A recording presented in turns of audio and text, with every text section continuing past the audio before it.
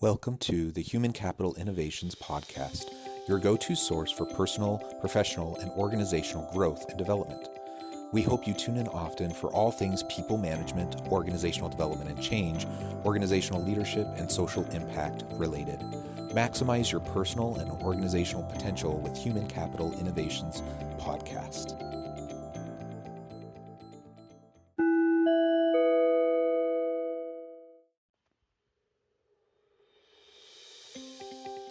Welcome to the Human Capital Innovations Podcast. In this HCI podcast episode, I talk with Joan Landino and Jane Buckley, the therapy twins, about traumas we all face, how to take control over our life, and the role of forgiving in finding personal freedom.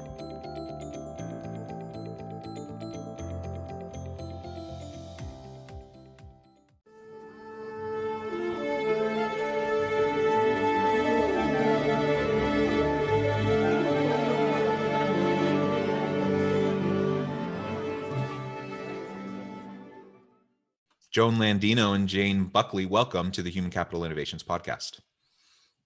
Thank you. We're excited to be here. Thank you.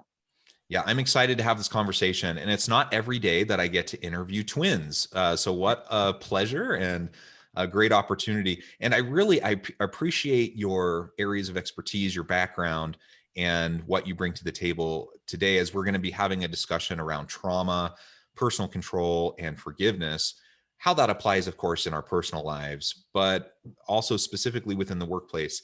Because I don't know about each of you, but for me, I've definitely experienced my own, amount of trauma at work, and how I've interacted with colleagues, coworkers, bosses, and such. And there's a lot we have to sort through there to be able to make the most of the situation, the context that we find ourselves in.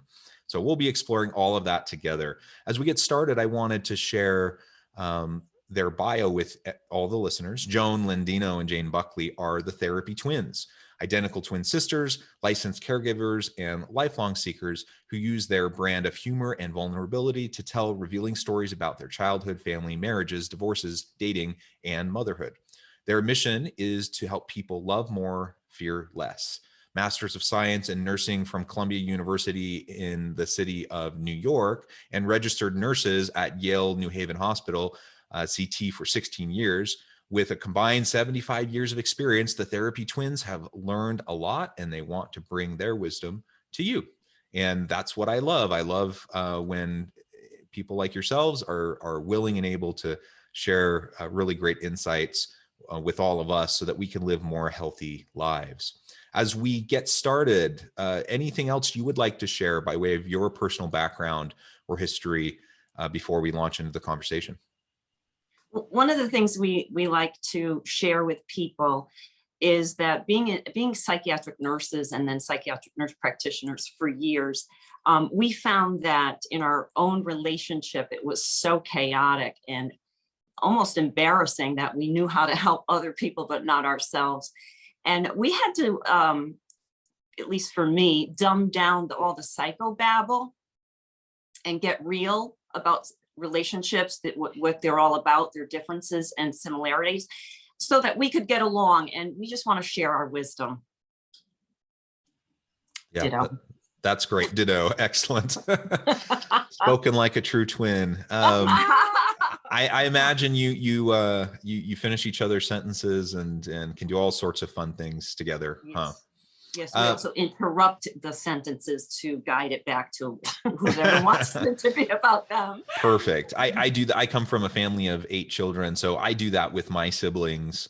I can only imagine how it is with a twin. Well, that's wonderful, and I appreciate you sharing that. And it is important to recognize, I mean, the reality is what we do in our professional lives, it should feed over into how we interact in our personal relationships. But sometimes we get, sloppy, lazy, we take it for granted, whatever the case may be. And some of those things that we should be doing at home doesn't always happen. My wife will be the first to say, I talk about these issues all the time. I counsel people, I coach people, I mentor people at work all the time. We talk about effective communication.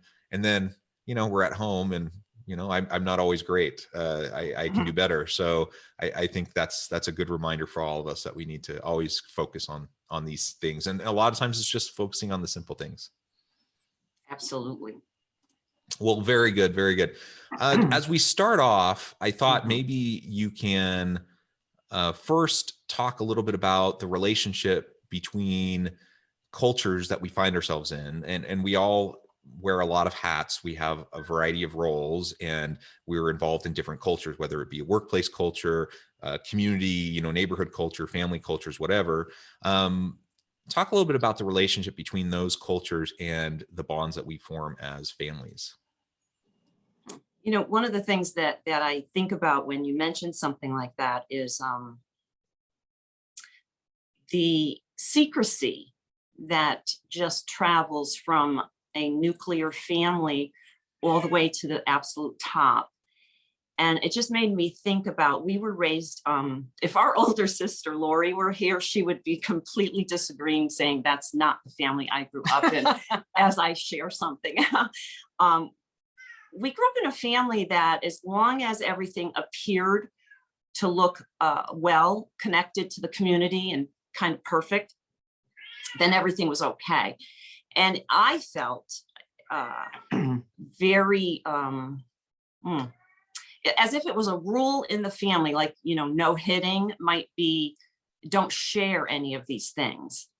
And I found it very difficult because I remember one time I shared something stupid that I won't go into. And oh my goodness, the uproar in the family, it was just, everything got so uneasy and uncomfortable.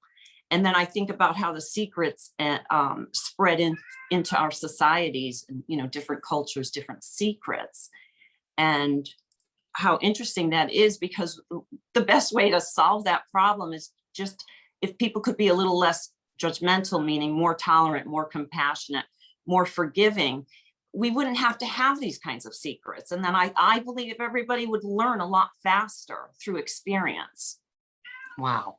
Yeah, and we have these secrets because of insecurities rooted in distrust, fear of judgment, of how we may or may not be stacking up to external expectations, whatever the case may be. And what you're describing is not unique to your family by any stretch of the imagination. I mean, I think that's a fairly common kind of a thing, and I agree. I mean, I can, it resonates with me. I can think back to how that was in my family as well.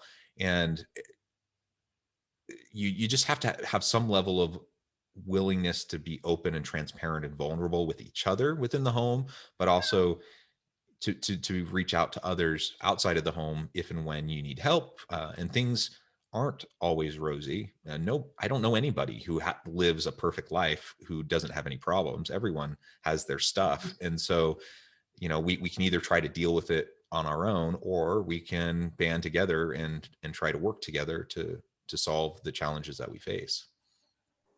Absolutely. And when I think about mental illness too, that has to be such a secret. And people are so super embarrassed about coming out with their own mental illness. And like Joan says, if you broke your arm, you might just shout it out to the world. But people are so afraid to have that label, because then, right? And then they're treated differently by society and, of course, within their own families. And even within our own profession, we were taught the whole time I was in school, I can't speak for Jane, never come out with your mental illness. If you had mental illness, you were never to share that during any clinical. And I'm thinking, if somebody had a heart attack, or like Jane said, broke their arm, of course you would share that. There's no reason. Again, the stigma within our own profession absolutely trickles down to society. Well, and that's so interesting. I've never heard that before about therapists. I come from a therapist family. All of my parents and all of my siblings are in some form of they're therapists, counselors, social workers. I'm the oddball out. But I joke, I kind of do the same thing that they do. I just do it within organizational settings as opposed to family and individual settings. But it absolutely is the case. I think that the world we grew up in was less comfortable with messiness. And the world we're in now kind of demands more transparency, authenticity, and vulnerability. In part, that's just due to free flowing information, trying to keep those secrets or privacy, it's much harder today than it was when I was a kid or when you were a kid. And whether that's good or bad, it's the way it is. And, can we function in more healthy ways? I think so. Again, coming back to what you both said, it requires us to be able to recognize when things are hard, to be able to talk about them. If I have had an episode of depression, why should me sharing anything about that diminish how others view me and my capacities and capabilities professionally moving into the future? Why should that matter? It shouldn't. I don't think it matters as much anymore as it used to, but those stigmas still hold tight, I think, to a lot of people. Yeah. So the DSM cooperated and pretty much labeled almost every human behavior as a disorder at this point. So we're all in good company. We all got our stuff, that's for sure. So let's talk about trauma. Why don't you define for me what you mean by trauma when you're working with clients? How do you approach that? You just mentioned, how everything gets kind of labeled as a disorder nowadays. How does that relate to trauma? And then how do we go about dealing with that? We can talk about it more generally in, home life, personal life, and then let's look at it from the vantage point of an organizational setting and leaders working with their people. Well, usually when somebody comes to our office, it's either sadness or depression, anxiety, they can't sleep, or they have no attention span. And oftentimes at the very end of the hour, you end up finding out that there was some sort of trauma. So you always want to rule out the trauma because again, for the first time right now, trauma causes all of those things. So why label it as 3 things when you could actually say, wow, this is trauma, but it would take probably more than the first session. But once you realize it's trauma, you're not going to just put a Band-Aid on the depression because sure, the medicine or the therapy might work for a little bit, but unless you go through briefly, I might add, that trauma and recognize it and move forward, then you're going to stay in it. Oftentimes there are groups about trauma and those people get worse overall because they're talking about the trauma so much, they're back in it. And I forgot the second half of that question. Do you remember? I think that's great. So the second half was, not just how we deal with it and recognize it in our personal lives, but within the workplace. Because what I see when I'm working with individuals in my consulting work, or if, in my leadership roles in organizations I find myself in, it's one, like the stigma is declining in terms of, acknowledging that you need mental health supports. You've dealt with trauma in your personal life, but in the workplace, there's still like this huge stigma around like, leave your personal stuff at home. When you're at work, be professional, put on your mask, put on your facade, be quote unquote professional. Right. And so, in the idea that someone could come in and say, they had a panic attack and they haven't been sleeping, and they have this individual at work who's been bullying them, or to be able to talk about those things openly can be really, really difficult because it's perceived, whether it's real or not, the perception is there that if they are open about those things, then it will negatively impact their job, their career, their opportunity to progress in the organization, especially if they're speaking out against someone who's above them in the hierarchy.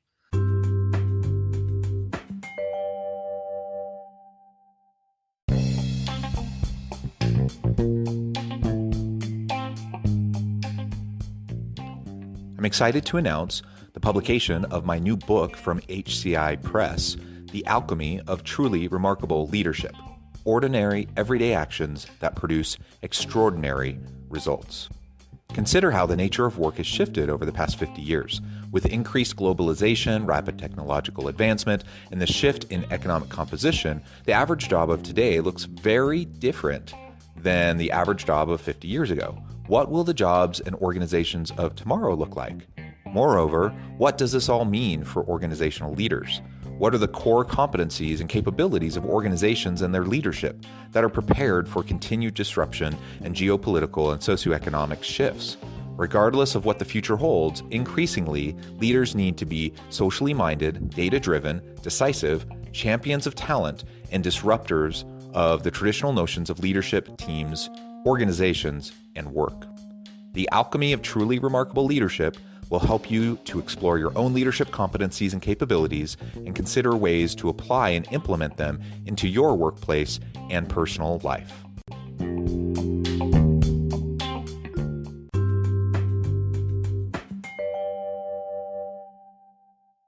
That more effectively. I have a lot of thoughts, and my biggest one is, because this is like such a pet peeve of mine, having suffered from severe depression and in the past.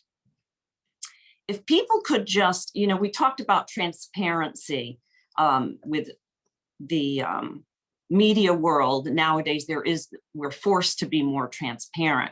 But what seems to be lacking is the forgiveness part, the compassionate part, the tolerant part, the non-judgmental part. So it's getting to the point where all this transparency is really making people go back to those family lies, because we're so afraid of the judgment and the intolerance and the unforgivingness and, labels, people suicide over labels. In fact, a former colleague of ours suicided after a bit of a scandal. Instead of, being a forgiving world and where we know discipline is teaching, doesn't have to always be punitive. Oh, right. Right. Mm-hmm. And those are just some of the things. Like, I can go on and on all day about this because it makes me very upset when I talk about it. Well, that reminds me when I was a brand new nurse. So I was a brand new nurse and I made 5 major mistakes where people actually got hurt. Nobody died, but people got hurt. And when I had my evaluation, I got a raise. And I just didn't understand. I thought I'd be fired. And what the director of nursing said was, Joan, you show growth. You did not make the same mistake twice. She said, so therefore, when we taught you, you learned. So, Jane says discipline is teaching. Today, I have seen nurses walked out by security for making a mistake. So the intolerance today is possibly brought on about political correctness, which is almost inhuman, especially if you have a learning disability. I was born with a brain tumor, and the intolerance of certain things that sometimes, I'm not capable of, but the judgment, which I'm not going to go into, but anyway, yeah, the intolerance at the workplace. So therefore I grew as a nurse and I got better. Whereas if I got fired, obviously that wouldn't have gone well. It's a shame because it goes all the way to the nuclear family, all the way up to the way any government might be run. And Joan and I like to look at nature. I think Joan likes to look at nature more than I do. But, nature, if we look at it, all the way into the solar system, it all runs perfectly. And we don't understand all of it, but we're all eager to observe and do experiments and say, this is how it's working. But, if we would just study some animals, the human being is an animal. And if we looked at animals, I think, Joan, did you want to tell the thing about the deer? Within a group of deer, if you're the head deer, you just, you're all grazing and stuff, but you're thinking about, well, that's the head deer. So you're thinking everyone's going to follow him. And within that population, it's when 51% of the deer look one specific way. That's when that tribe of deer know that that's the watering hole we're going to go to, and it's the safest. So again, it's about survival of the herd, though. And as we said, humans are animals, but we are definitely not into survival of the herd. We're into survival of me. That's why we don't act like those lovely animals out that last and Mhm, last. Yeah. We don't act like that. We cheat at that circle. We Mhm. cheat. And I'd like to share that, of course, we know the lion is the king of the jungle, right? So we might liken the lion to whoever has the money that runs the world. And Or one of the company. things I think about is the lion can probably go to any area of his nature or her nature, sit down and pretty much put up a flag and say, this is mine. And the other animals do have to move over. But I don't ever see or hear about the lion taking, say, 75% of the wealth of nature and leaving everybody else, that To small die and piece rot. to die and rot. Because the Mhm. lion knows if it's not working properly, then I'm not going to have this life of luxury. Et cetera. Again, the human animal doesn't look at it that way. Again, follow the money, follow the greed. Even within the nuclear family, I don't blame people. It's an instinct. I want my family to survive. So you're going to hoard the food if it's the end of the world because your family needs to eat. I never had children, so I don't understand that concept, but I'm sure you both do. Well, yeah, I think that's so important. And we definitely are social animals, aren't we? And I think this past year has illustrated that. There's been a lot of psychological trauma and social isolation has driven up, the unhealthy behaviors, abuse, domestic violence, those sorts of things have risen over the past year. Incidences of depression, anxiety, and Mhm. suicidality have increased over the past year. So we're social Opiate animals. deaths. We need each other. And so we need within the workplace to create an environment where we can be there for each other. Mhm. We really do. I want to say opiate deaths are also up in our nation. And yes, we with isolation, though, we can become very removed from things and therefore become less empathetic, tolerant, compassionate, etc., of others. And then it seems like now that everything, we're all getting vaccinated and things are opening up, we might start for a little while with that herd or group mentality that can work because we are social creatures. But you know where I'm going with this. I have no idea where you're going. Sometimes a group, think of the group that's going to be the audience for the lynching. Groups can be wonderful and the agent of change in a positive way, and then they can become very judgmental and too politically correct, and we can have too many lynchings. Yeah. etc. Yeah. Well, it has really, this has been a fascinating discussion. The time has flown by. I want to be respectful of your time. And I acknowledge that we're needing to close things up. But before we end, I did want to make sure that I gave you a chance to share with listeners how they can get connected with you, find out more about the work that the two of you do, and then give us the final word on the topic for today. Well, you can get in touch with us just going by Therapy Twins, one word, therapytwins.com, not the Rappy Twins. On Twitter, we had a lot of rapper followers because they thought we were rappers, but we aren't. We're still psychiatric nurse practitioners. But instead of working individually, we have decided to combine our experience and our knowledge and work together because we believe two heads are really better than one. And remember, discipline is teaching. Absolutely. Ditto. Excellent. Well, thank you both. It has really been a pleasure. I encourage listeners to reach out, to get connected, find out more about the Therapy Twins and what they can do for you. And as always, I hope everyone can stay healthy and safe, that you can find meaning and purpose at work each and every day. And I hope you all have a great week.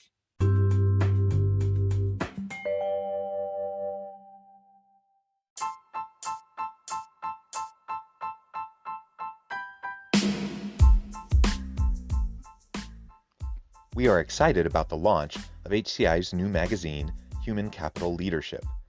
Human Capital Leadership is a free, interactive e-magazine designed to help individuals, leaders, and organizations find innovative approaches to maximize their human capital potential.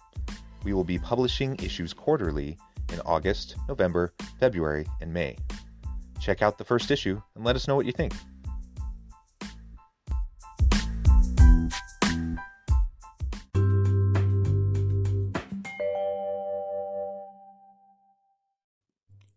Thanks again for joining us for this episode of the Human Capital Innovations Podcast. I hope you stay healthy and safe and that you have a great week.